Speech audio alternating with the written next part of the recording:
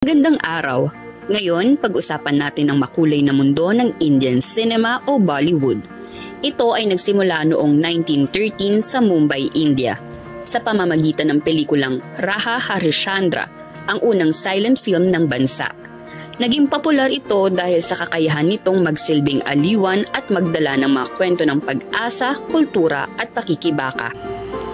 Habang dumadaan ang mga dekada, naging mahalagang bahagi ito ng buhay ng mga tao. Ang Indian cinema o Bollywood ay kilala sa mga makukulay na eksena at naggagandahang costume.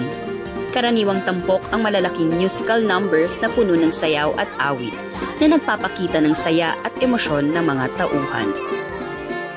Sa mga kwento, madalas pinagsasama ang iba't ibang genre: romance, comedy, action at drama na may mga temang tungkol sa pamilya, pag-ibig at pakikibaka sa buhay.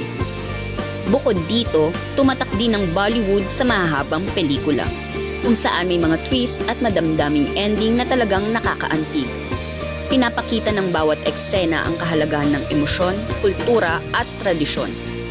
Kaya't madali itong makaantig sa puso ng mga manonood. Malaki ang naging impluwensya ng Bollywood sa mundo ng pelikula.